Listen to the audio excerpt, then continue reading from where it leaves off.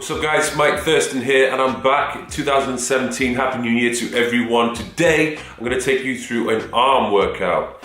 So on the previous workouts which I've uploaded to YouTube for the arm routines, there was an accumulation workout and there was a superset workout. So in these workouts, the weight lifted is a little bit lower, the rest period is shorter, but the overall work done is much more, okay? So it was either supersets or doing triceps or doing biceps, triceps, things like that. This one's very different. It's literally just one exercise. There's no supersets. I would call it more of an intensification workout whereby the overall volume is a little bit less. Still trying to lift pretty goddamn heavy, but the rest period is much longer. Again, it's a little bit different. I don't actually normally do this. I would usually go from a bicep to a tricep to a bicep to a tricep. The way I've done this routine is we get triceps out of the way for about 35-40 minutes of the session, and then move on to biceps. So by the end of the first half of the session, triceps are well and truly fried.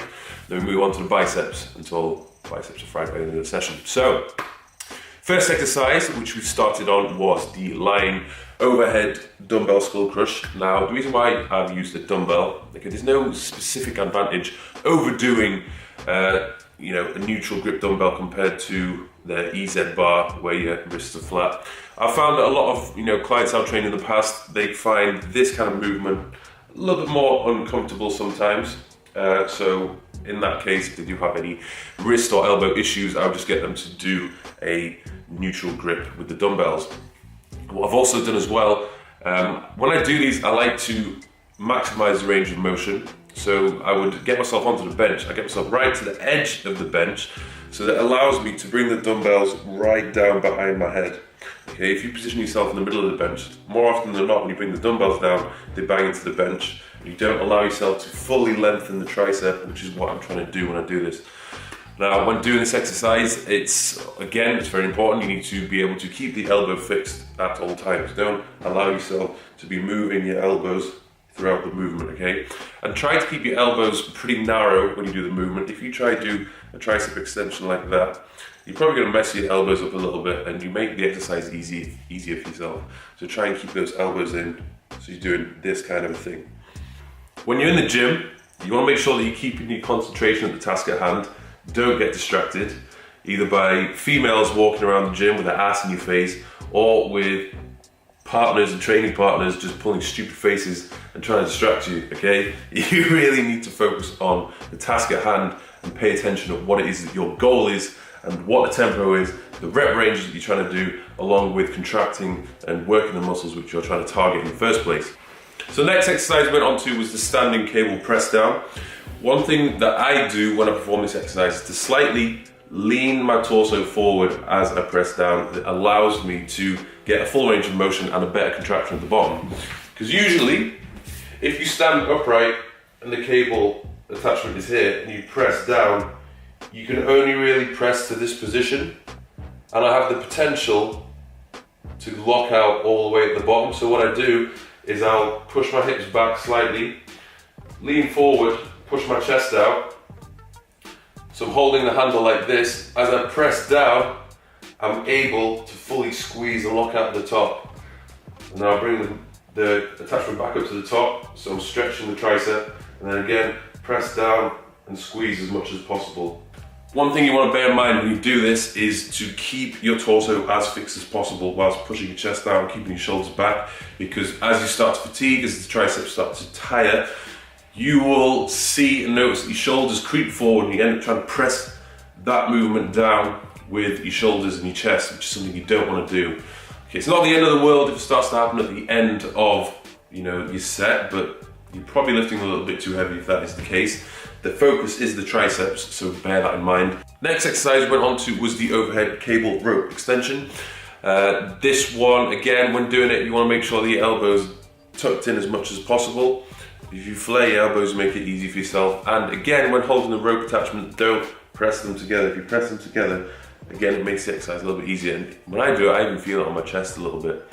What I would say is, if you are on the second to last set or the final set, if you're going to all out failure, it's acceptable once you've failed with the ropes being apart, if you bring the ropes together and just rep out, 5 to 10 extra reps, that's, I would allow that to happen.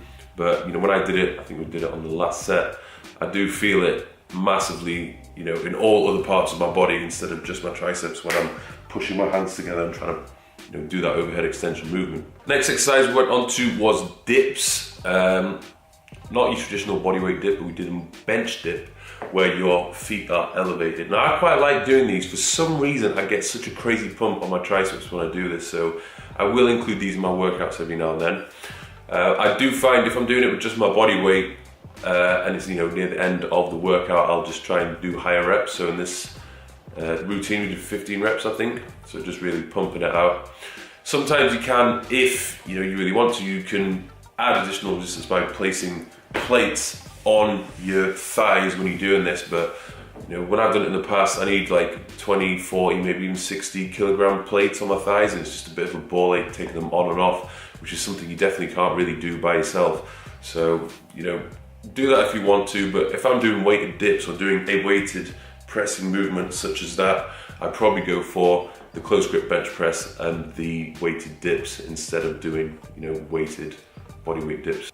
It's important to note with the overall anatomy of the triceps there are three heads.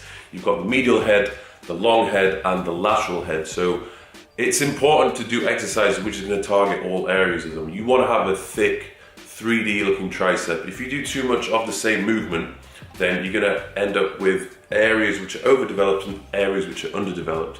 So my advice to you would be to do movements or include these exercises into your routine whereby you're doing movements where the elbow is above the head and you're extending in this kind of a motion. You can do other exercises whereby you're kind of pressing. So this would include things such as dips or close grip press. And then you want to be doing things which, your elbows are then down and you're doing an extension such as this and squeezing the triceps. So then we move on to biceps. Now with the biceps, I'm going to start off with heavy, flat barbell curls. The advantages of doing this exercise, I feel as though when the barbell is flat, you can get a better contraction and squeeze at the top of the movement because your hands are in a more supinated position. However, I've noticed that quite a lot of people do feel discomfort when doing that movement just purely because of the wrist positioning. So from time to time I would advise that you use an EZ bar instead because it's more natural. So rotate whether you're doing the flat or EZ bar. And if you are feeling discomfort by doing the flat barbell curl, maybe it's better just doing dumbbells or something else. Okay, there's no point doing something which is going to cause you more discomfort because otherwise you injure yourself. I find this is one of the exercises where most people will cheat. They kind of just swing the weight up and they don't really place attention on the biceps as much as they should. It's like a full body movement sometimes. And even I'm guilty of it. Like when I watch back videos, I'm like, maybe my form isn't as good as it could be. But the overall focus of this is just to lift kind of as heavy as possible. So I'm not too fussed about whether the last few reps are not necessarily as clean as they could be, if you know what I mean. The focus, I would say, once you bring that weight up, really try to squeeze the contraction at the top. Too many people will try and swing it up and then they temporarily rest at the top and then just bring it back down again.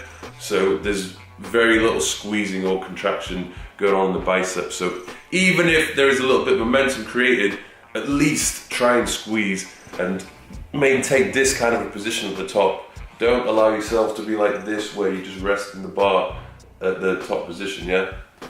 Next we went on to dumbbell hammer curls, so alternating, and I'm slightly doing this across the body. Sometimes when I do a hammer curl, I'm doing it like this, and I'm just changing it up this session where I just bring it across the body slightly.